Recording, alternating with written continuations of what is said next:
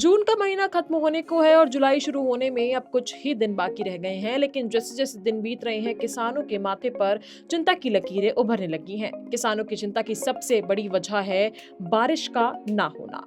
बारिश नहीं होने के चलते किसान अभी तक बुआई का काम पूरा नहीं कर पाए हैं। वहीं दूसरी ओर मौसम विभाग ने किसानों की चिंता और भी ज्यादा बढ़ा दी है। मौसम विभाग की माने तो मूसलाधार बारिश के लिए करीब एक हफ्ता तक और इंतजार करना होगा।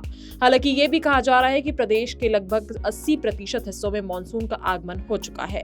मिली जानकारी के अनुसार प्रदेश की राजधानी रायपुर, दुर्ग, राजनांदगांव, धमतरी सहित कई हिस्सों में बीते कुछ दिनों से हल्की बारिश हो रही है, लेकिन इतनी बारिश किसानों के लिए काफी नहीं है। सबसे ज्यादा 50 मिलीमीटर बारिश मुंगेली में रिकॉर्ड की गई। फिलहाल मानसून प्रदेश में करीब 80% हिस्सों को कवर कर चुका है।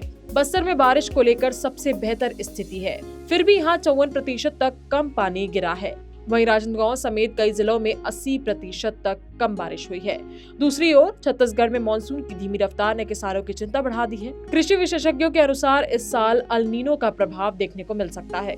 किसानों का कहना है कि अब तक पर्याप्त बारिश नहीं होने से धान बोनी का कार्य प्रभावित हुआ है। खेतों में नमी की कमी के कारण खेती का काम निर्धारित समय से पीछे चल रहा है। किसानों को डर है कि अगर आने वाले दिनों में भी पर्याप्त बारिश नहीं हुई तो इसका सीधा असर उत्पादन पर पड़ेगा। इसके अलावा ग्रामीण बुजुर्गों का कहना है कि उन्होंने अपने पूर्वजों से 1964 से 65 के सूखे की कहानियां सुनी हैं और कहीं वैसी स्थिति दोबारा ना बन जाए, इसकी चिंता उन्हें सता रही है। संभावित परिस्थितियों को देखते हुए कृषि विज्ञान केंद्र धमतरी ने किसानों के लिए विशेष एडवाइजरी जारी कर दी है। उन्होंने कहा है कि किसानों को कम अवधि में पकने वाली धान किस्मों को अपनाने, धान की सीधी बुआई को प्राथमिकता देने, खेतों में मेड़बंदी कर वर्षा जल संरक्षण सुनिश्चित करने और वैकल्पिक फसलों जैसे उड़द, तिल और अरहर की खेती पर भी विचार करने की सलाह दी है।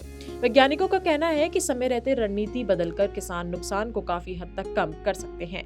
फिलहाल धमतरी के किसान की निगाहें आसमान पर टिकी हुई हैं कि बारिश कब होगी।